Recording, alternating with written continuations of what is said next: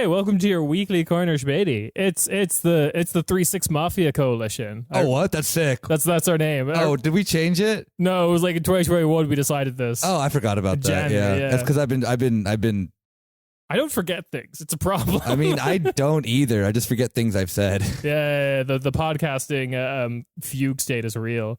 So yeah, we've got a great episode for you lined up about France and Woo.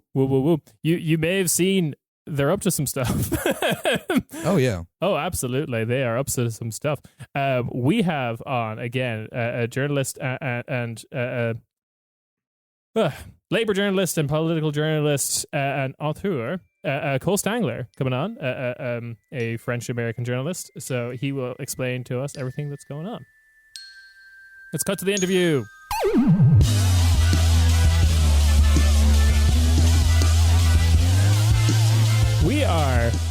We are here with Cole again because for one main reason, which is the mad lad did it. He finally did it. It's been in the making since 2014 when he was finance minister under Hollande or whatever. These he finally just said fuck it and did a decree, the 23.7 or something. 49.3. 49.3. I was completely off.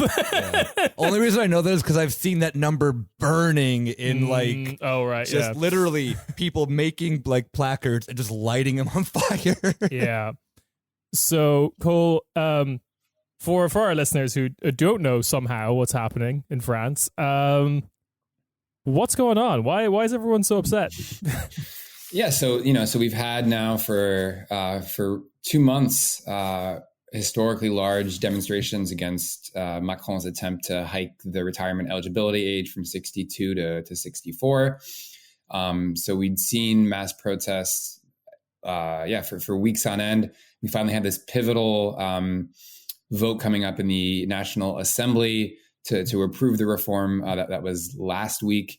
And then just before that vote, because the margins were looking so tight for Macron, his government deployed this article that you referenced earlier, the Article 49.3 of the French Constitution, which essentially allows you to approve the text without an up or down vote in Parliament. And the only way to override that text is to have a motion of no confidence against the government. That motion of no confidence, the one that had the highest chance of passing, did not pass. That vote was on Monday. So earlier this week, lost by 9 votes, a lot tighter than a lot of people expected. Many members of the right-wing Républicain Party voted in favor of the motion, no confidence. In any case, it did not pass. And so what we've seen in the days since that, protests have actually continued. They've not dissipated. Macron gave a speech. Finally, the almost monarch figure, decided to finally address the French public about this after keeping a near silence for months. So he spoke on Wednesday, made some remarks that I think provoked people even more. And then we've seen significant protests happen today, the day that we're speaking right now. We don't know I don't have the full numbers yet. Everyone pays a lot of attention to the numbers, but they look like they're pretty massive demonstrations, including in Paris today on Thursday. So the movement is not over yet. This is still going on. Yeah. Well, the thing that, you mentioned that then Macron spoke yesterday, which was he postponed from the day before. He was supposed to give the speech and clearly chickened out, I feel. At least I'm assuming was too afraid to still show his face, because that was one of the things that then I was so surprised about. Someone who is so full of himself just disappeared. Does this big, stupid charade of, I am, the Jupiterian God Emperor. I know what's best for France. And then gone, postpones the speech and then just I don't know. It very for someone who's so full of himself, I was not expecting.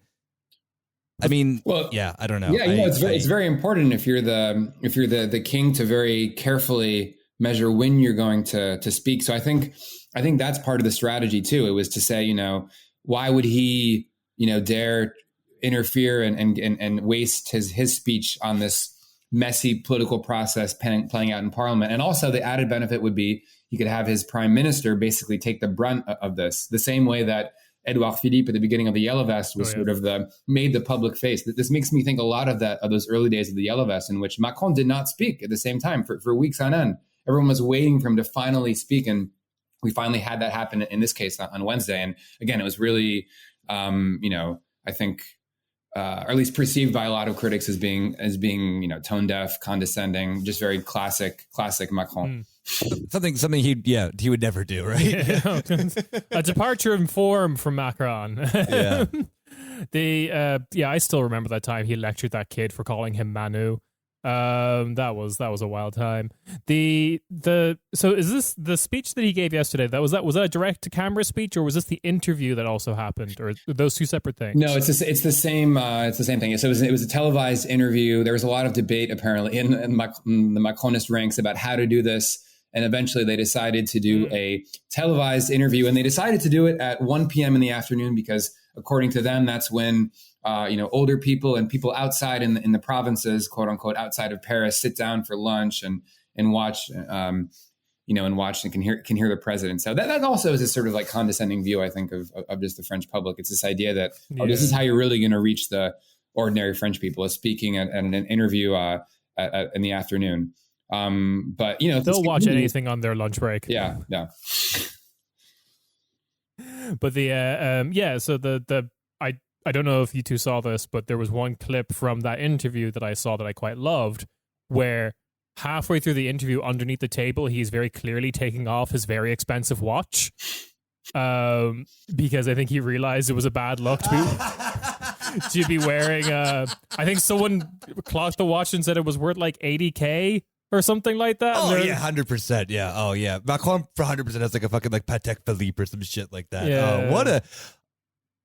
I'm sorry. That's the funniest thing I've heard from him. It genuinely looks like a George Costanza moment from Seinfeld, like just like under the table, clearly kind of maneuvering his hands. Yeah, I missed that scene, but he did. I mean, one of the things that I thought was striking about that. Striking probably isn't the right word. I think maybe offensive or ridiculous. But at some point, Macron compared the demonstrators that are continuing to do these more confrontational protests. He compared them to the January 6th rioters in the U.S. and the people in Brasilia who flooded the capital there. So just a ridiculous parallel to draw. Yeah, no, I only found that out because like the New York Times was very, very quick to kind of like publish that quote from Macron. I think it struck me as a line very much more for the International Observer than the French. Yeah, I think translated. I think Macron pays a lot of attention to his his international image, and I think you're right. I think that a line like that is designed to it's sort of like catnip for liberals, centrists. At these big outlets, and they see that and they're like, these dangerous, French masses that are part of this wave of illiberal, populist, blah, blah, blah, democracy or whatever you want to call it. Yeah. In comparison to just, like doing literally like the Palpatine moment, but for the French, labor. Yeah. I mean, like, that's totally fine and not authoritarian and not anything, remotely concerning that a man who has been wanting to chip away at a lot of social services and a lot of, kind of these like, staples of France. I mean, it is the thing that then I think we need to also like kind of step back to and like ask is like, why is this then so important first off? Because yes, 62 to 64, if you ask like an American or a British person, they're all like, oh, what? Like, yeah, that's what they're protesting about. Like, how is then this, like, what is the attitude then in France? Like, how does it kind of come? Like, I mean, because you and like the three of us here all are like, yeah, no, this is insane. Why would he do that? However, then like you go on, Anglo Twitter and it's a much like the Macron pitching to the liberals, especially over something which seems so, it doesn't, I mean, I can't say silly, but I guess to liberals it is. It seems very petty. Why are people burning effigies of Macron in the street and writing Macron decapitation on the walls? Like, this isn't, I mean, like, yeah, okay. Some can maybe argue the French are a little bit extra sometimes. Like, we've seen that historically, but this is not even if like, friends I've asked as well, who are French, like I haven't seen anything in my lifetime that is really like yellow vests, pretty big. 2016, there was like another round of, a pretty big round of protests, but they like, this is different, at least for, people that I know in France. Yeah. I mean, so what, like, yeah, it is not stupid, first off, but why is it not stupid? Yeah, I mean, I think if you want to break it down a little bit, the reaction, we could do maybe like two parts. I think that the first thing is, if we just go back to the initial proposal, why are people so upset? I mean, I think, on the left, left-wing parties and for labor unions in France would still have, a non-negligible amount of influence. They see, the right to retire with dignity as just sort of a pillar of basic, basic fundamental right that they fought for and won. And speaking with MPs here, I think, when I spoke with François Ruffin, and he's written about this in his book as well. But I think he puts it well. I think he captures a sort of left wing view of this in France, which is, having the right to stop working after a certain age is sort of the culmination or one step in this kind of longer history of winning time off from work. So that starts, the beginning of capitalism. And you think about, having the right to have kids not be working to start, and then having the right to have Sunday off, and having the right to have Saturday off, and having the right to have less working hours during the week, then having the right to have a retirement, then lowering the retirement age. So this is sort of this narrative of social progress that unions have fought for, that the left has fought for. And from that point of view, what we've seen in France more recently is things moving in the opposite direction.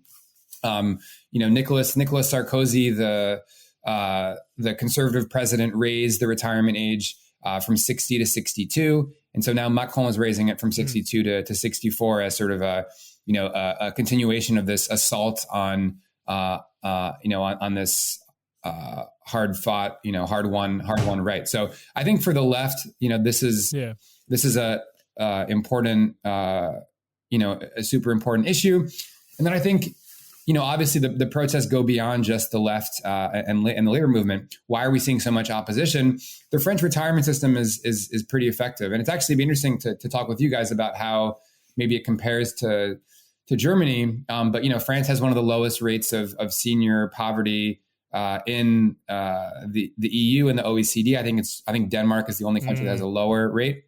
The French system is pretty effective. And so people feel attached to it. And they also,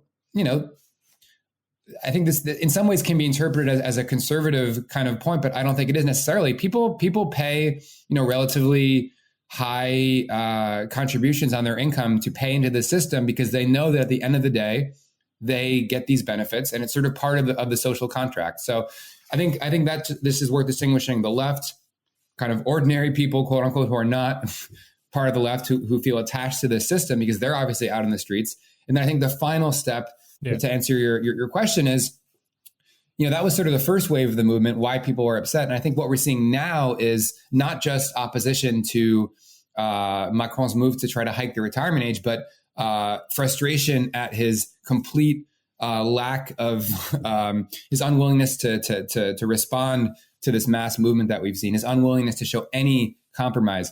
Polls from the very beginning have shown 7 in 10 roughly people are against this reform. So huge opposition in the polls, historic mobilization, historic, union coalition united.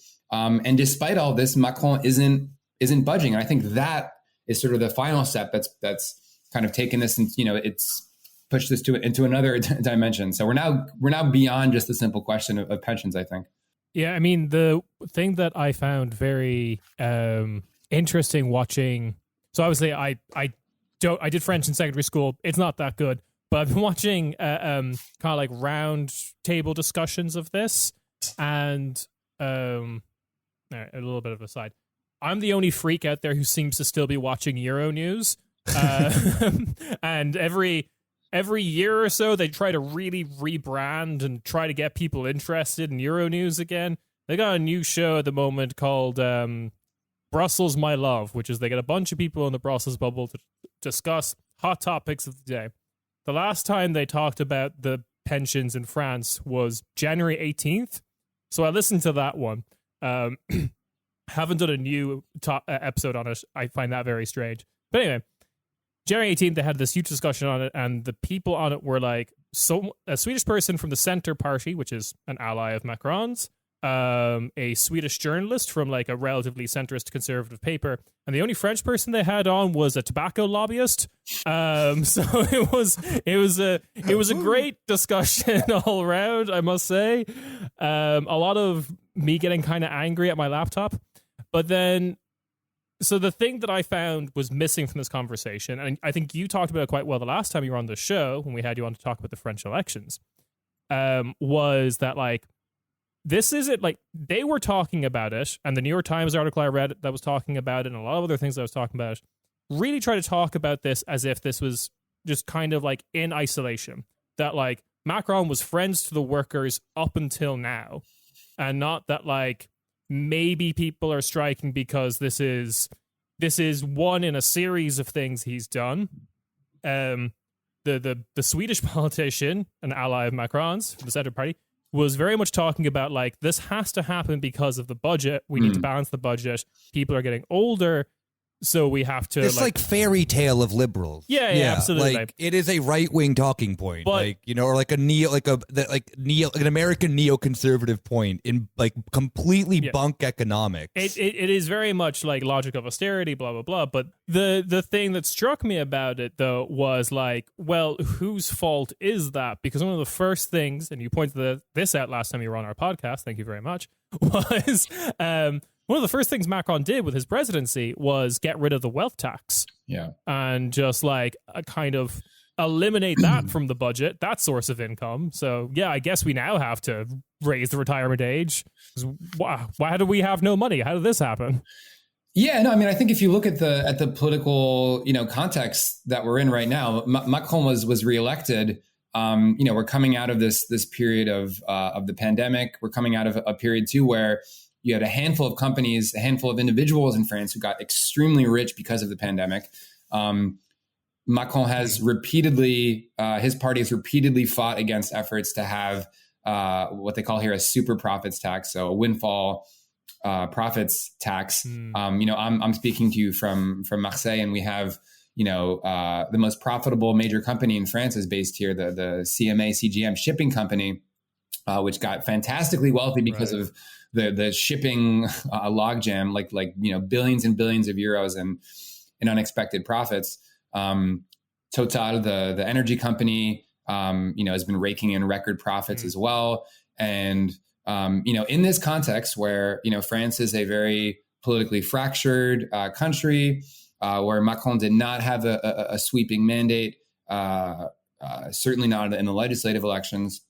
In this context where you have, a difficult economic moment, obviously with inflation, coming out of the pandemic, the crisis in Ukraine, people are sort of wondering, well, why is it that we're being asked to make these sacrifices today? If this is such a difficult, economic problem to fix, and I don't really think it is, and that's a whole other conversation. But if you are concerned about, plugging that gap in the pension budget, why don't you ask other people to pay? Figure out a way to do it that doesn't involve making, manual workers who are looking forward to their retirement, people who are, janitors, construction workers, people working in, nurses, home care aides.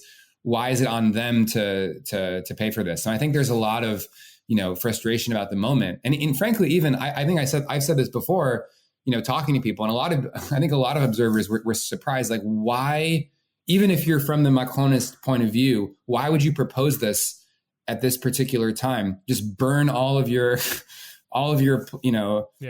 bridges, literally waste, throw away all your political capital on this particular battle, less than a year after winning re-election. It's like genuinely puzzling from even the Macronist standpoint, because this inflamed, a lot of people. People are pissed off, and this wasn't hard to understand why people would be pissed off about this. No, everyone saw it coming. That like again, last time we had you on, which was early 2021, you were already talking about the fact that there had been protests about this thing. Like he's been telegraphing very like aggressively since the beginning of his presidency in 2017 that like this is something he wants to do. So like, yeah, it's not surprising. Yeah, I mean, like, I guess, like, here's, I'm trying to get into the mind of a genius right now, and God. my Jupiterian European God King Emperor. To have thoughts too complex for journalists to understand. Literally, yeah.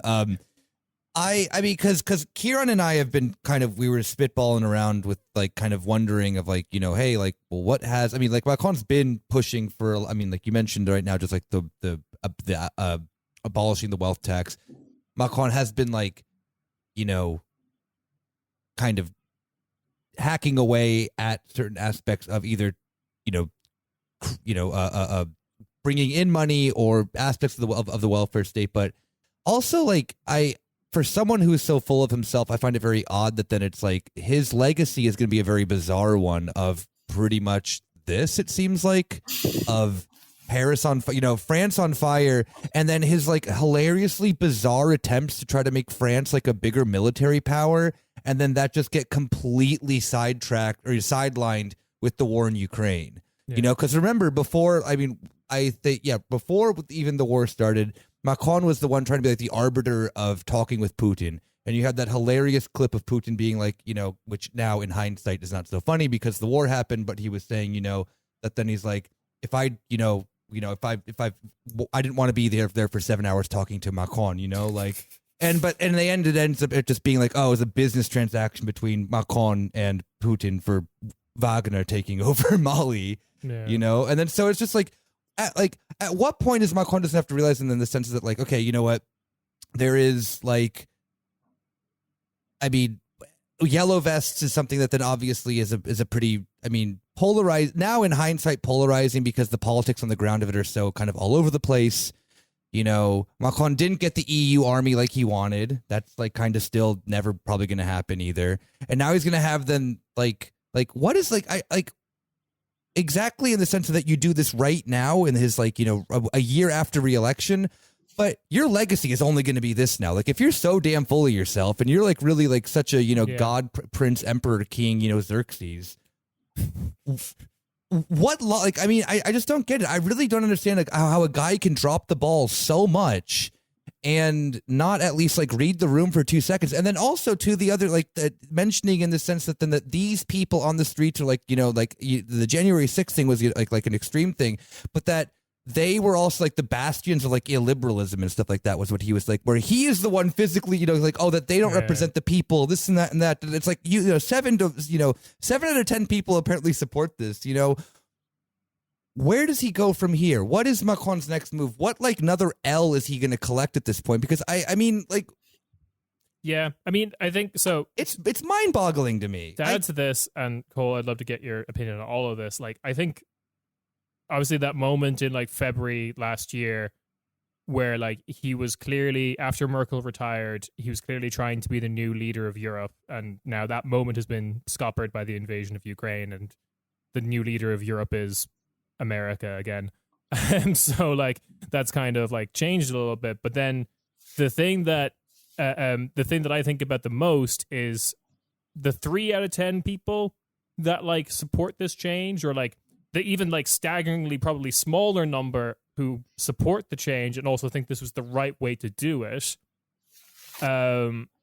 They are the only people he cares about. When he retires, they're probably the only people he will talk to are like those people. Like that's the impression I get, that like, sure, 7 out of 10 people are like really pissed off right now. There's people who want the retirement age to go up, but think he fucked up by doing it this way. Yeah. I mean, it's not even so much. Yeah, of course. It's like, it's not even so much the sense that then like, I don't think it's that then this policy itself is as, I mean, yeah, okay, it is like it is France. Maybe I'm wrong about this, but like raising the retirement age amongst like most liberals is like just a thing that you do. You know, we've seen this in the UK and the US. Germany even is another example. The UK has actually decided not to raise the retirement because age. everyone's dying too young. Yeah, because the country's so shit. Yeah. But I mean, like, Germany's a perfect example of this, that then Germans are so full of themselves and their idea of like the soziale Marktwirtschaft. But then when it comes to then like aspects of like striking, lowering, like, you know, keeping the retirement age as is, Germany's pretty bad about that. But it's like, even then, you know, yeah, like those, that like the discussion's not even about anymore. Like, if it's your like it's so like to the point that then it's like Macron just bit off far more than he could chew, it seems like, you know. And where is this go for then someone like him? What happens to his presidency? Because he doesn't, like, does he even have, like, I mean, there's legitimacy, of course, because he is the president of France, but yeah, these because I've been having to cover these protests, collecting footage, this and that. They're not like letting up. They're quite relentless, it feels like, depending on where you are. And it's like all over the country you're seeing, you know, footage pour in, this and that.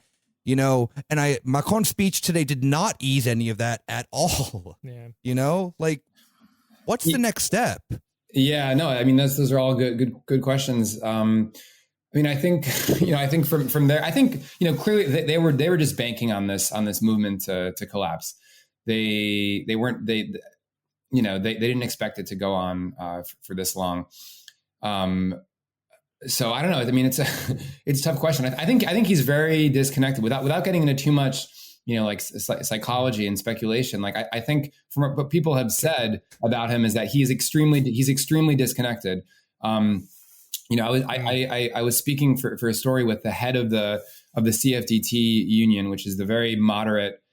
It's actually the biggest union confederation in France. Very moderate, not the CGT. The CFDT like prides itself on its ability to negotiate and make compromises with employers and the state. You know, so you can have a critique of whatever their vision of trade unionism. It's not the CGT, but their whole vision is making deals, and so they, you know, went into it's like Verdi in Germany.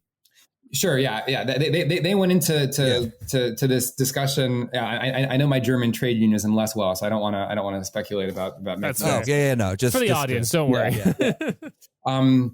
You know, so they went into this debate, this discussion, thinking, all right, here we're going to have a compromise. They always make compromises with the government, and Laurent Berger, the head of the union, you know, has said like they were just not interested at all in negotiating. It was impossible. They had decided for political reasons that this hike in the retirement age was going to happen from the onset. There was no serious conversation about alternatives to the measure. It was done. They decided on it. And so then the question is, well, why, you know, if you take that to be at face value, and I think he's a pretty,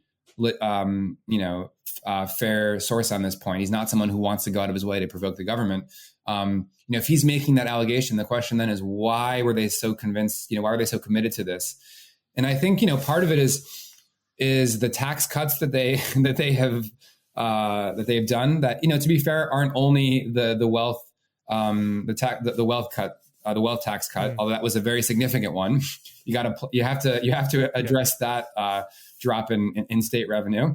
They have other tax cuts on businesses, they have to address. And so from the Macronist standpoint, you know, I think this measure is part of their, you know, I think there's a compelling case to be made that this is part of their, it's a measure to help finance the rest of their, call it what you want, like neoliberal agenda, tax cuts. And in fact, in, the document that they sent, their budget document they sent to the European Commission about how they plan to address, the heavy state spending, relatively heavy state spending that they send every year to the Commission. This document, they talk about how they're going to generate savings from pension reform. So I think, you know, in short, this measure is essentially, again, I think there's a good case to be made for that. This measure is a way of financing these tax cuts and essentially financing the agenda. They've already written it into the EU. They checked off the box, and they thought basically, yeah, the unions will protest and this will go away, and that'll be it. I don't really know if there is a plan B, honestly, right now. No one knows where this particular battle is going ahead. And I think another unfortunate thing that we're seeing here is, and this is maybe where the conversation can get interesting in France, is that, you know, it's raised awareness of, perhaps the need for reform of France's political institutions. How is it that someone who does not have a majority in parliament can ram through such a ridiculously unpopular policy. You know, before in France, before 2002, this is somewhat of a technical point, but I think it's a pretty convincing argument. Before 2002, the legislative elections were not tied directly to the presidential elections. I mean, there was more space in between them. They were not timed in the same calendar year. So you had more of a chance to have what's called cohabitation in France, having the president and the prime minister be from a different party. Right now, we're in a situation where we're basically, France is kind of stuck now with this parliament that Macron doesn't want to dissolve and hold new elections for. In the past, you could have had, quote unquote, de facto midterm elections where if you're upset with the president, you say basically, fuck you, we're going to have another government that you're going to have to work with and figure it out amongst yourselves. Right now, France is stuck with this president and this extremely unpopular legislature. And maybe, this will pave the way for a discussion about how to reform the institutions. And that's a very modest, proposal. And there are obviously other ones like La France Insoumise calling for a sixth republic to just basically get rid of, this super strong presidential office and to have more power in parliament. But I think clearly we have a political crisis. I don't want to, maybe regime crisis is going too far, but some people are starting to use those terms and quite serious people too, not just, the typical kind of radical crew. Yeah. President Biden, my country yearns for liberty. Liberation. Yeah. No, I mean, the thing that then I kind of thinking in regards as well too of like, well, what was like, because like Yellow Vest got stomped by COVID, more or less. Yeah. I mean, there was like not entirely, but I mean, like there were like a lot of things that then were happening as well, and like there was like a more kind of like less Yellow Vesty general strike that was happening right before COVID as well. Yeah, but I mean, like the sense that then like I mean, I think also too that there is just like the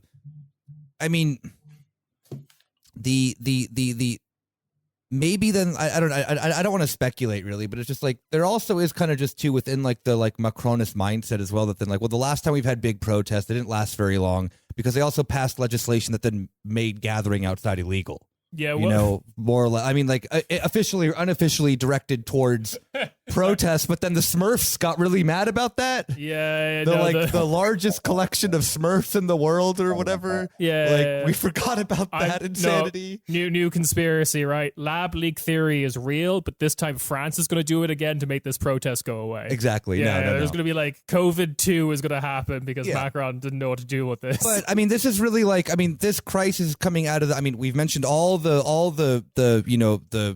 wealth that has been created during COVID, by the richest of the rich. Inflation is not because of some mystical magical powers that no one understands. It's because rich people made too much money too quickly and it's pouring over into the economy and it can't catch up. This is like we're living in the situation of that, but then also like just I think that there wasn't. I mean, this is just at least that is that I think they're just assuming that was what happened last time was going to happen again, but kind of didn't put into perspective that there's a pandemic that then just like at this, I don't know, like it is like, I don't know why I'm trying to make sense of this from the Macronist mindset. It's just how does this like go, how, like, I just don't understand the fact that then it's like, they're like, if you go and you speak to the heads of the unions, even the most moderate unions of like, oh yeah, sure, peace, whatever, bye, like, TTYL, come back, for the next time that we're going to, raise the retirement age or whatever psychotic plan they're going to, that's next on Macron's, transformation of France. Like, I just genuinely think they weren't expecting anything of this proportion because okay, fine. They know that there's gonna be like, people burning stuff in the street for a few days, but it dissipates. One thing that strikes out to me about all this and about their like not really having a plan according to the union leader you spoke to, the thing that strikes me is like how early into the presidency this term of his presidency, I should say, has happened. And my guess is the logic there was this has to be as far away from the next presidential election as possible so that it doesn't poison that election. That would be my guess. Yeah. Maybe there's maybe that's a Yeah, I think that it could be a case made there. But I think maybe, yeah, to maybe be a little bit more like, optimistic, certainly for perhaps the people who will be listening to this show is, I think, it's funny when I talk to some people outside of France, typically I want to say Americans, maybe some British people, but mostly Americans. They're like, oh, this means that like the far right's going to win. Like, oh, like how is this benefiting Le Pen? Like she's going to, win. And actually, like, I understand why that's sort of a default kind of way of approaching and thinking about France is that, okay, you have Macron and you have the far right. Those are the two options. Let's not forget that Mélenchon was very close to making it into the second round against Macron in the last presidential election. Let's not forget that the NUPES was effectively tied with Macron's party in the first round of the legislative elections.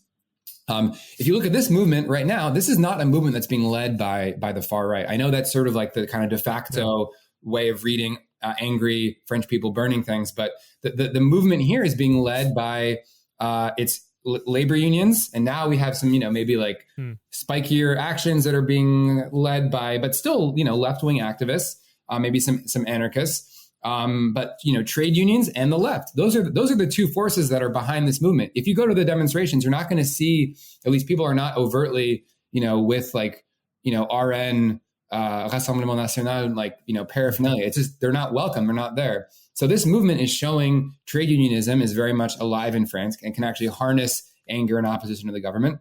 And the left is, the main force of opposition here. So, I feel like I always try to make this case to people who don't, follow France so well. But this is not a country that's just divided between, this sort of like authoritarian leaning, center right establishment versus the, populist far right fascists or whatever. You actually have another option that's on the table. And frankly, these three political camps, I think, are more or less make up, are the same size at this point. So the situation is, very, very much up for grabs. And I think right now this is benefiting the left, and the labor movement. And what's going to happen then when, one way this ends is Macron has to just accept defeat and lose. And if that happens, I think the real winners there is not the far right. It's the labor unions and it's the left. Yeah, the only kind of like in terms of parliamentary politics, the only thing that I've seen that really shines to me as like a party fucking up in this moment is Les Républicains, of just like siding with Macron a lot to the point that I get the impression is like, okay, then why am I voting for you? If you're just going to do this, why will I just not vote? Yeah, it's a real sign of political courage that they refused. This party refused to vote for the pension bill and then refused to vote for the motion of no confidence. A very clear message that was sent to the voters of Les Républicains. Like, Daddy, please like me. Don't be mad at me. You have a heart out, so it's 8:00, is it not? Yeah. I have one question. Is this going to affect the Olympics? What's going to happen? Yeah, what's going to happen to the Olympics now? Are the helicopter, are the flying cars that Macron has promised us? Is that going to still happen? It was very funny because I believe the first day of protests coincided with the unveiling of the official countdown clock in Paris of when the Olympics will start. Bad timing. And I'm a big fan of the idea that whenever a nation holds the Olympics, they put in a bunch of sports that they're good at. So I'm looking forward to like car burning as just like a sport this year in the Olympics. That would be fun. Yeah. Well, I saw Charles. Thank you. Yeah, the British King was here. Also, was visiting today on the day of the protest. So I think that went well as well. There was I think the union refused to roll out the carpet. There was the whole thing around that. Anyway, yeah. I saw that. That sounds great. I'd imagine the amount of smoke inhalation that he's taken in from being in Paris right now is just shaved a good 10 years off his life. So thanks for that as an Irish person. But anyway, where can our lovely listeners find you if they want more coal in their lives? I have a website you can go to with all my stuff on it, ColeStangler.com. You can do that. Cool. There will be a link in the description. Thank you very much for coming on. Yeah, thank you so much for having me, guys. Well, what a great interview we just all listened to. They all listened to that little tape. That was lovely. Thank you.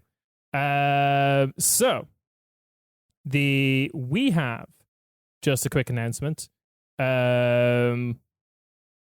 So we are doing a live show at some point between it's still a little bit to be determined. At some point between 2 and 5 p.m. on the 22nd of April, we are doing a live show in Selina Hotel Mitte in a fancy little room. I haven't showed Nick the picture of the fancy room. Let's get Nick's live reaction to the picture. There's no fucking way that we're doing a show here. Yeah, we are. Yeah. What are we, a startup? Yeah, we're doing a fancy show, fancy chill show. Like, are we gonna be like, and you're tuned into Corner Späti? Yeah, I'm gonna be like 3 beers deep. So people are coming to the show? Well, yeah, that's why we're announcing it. Okay, yeah. Whoever smokes me out at this show, I'll love you because this is not my vibe. Please, I don't really drink anymore, but feel free to chief it up with me. Yeah, absolutely. Come for a free show, April 22nd, and what's the address? Selina Hotel Mitte. The address? Oh, I don't know. Okay. Selina Hotel. Like Selena Gomez? Selina. Selina. Yeah. It's not like Selena Gomez. No. Fuck that. No, she spells her name wrong. Selena. Selena Gomez. Selena Gomez. All right. Yeah. Anyway, we will see you on the bonus feed. Ciao, ciao. Bye-bye.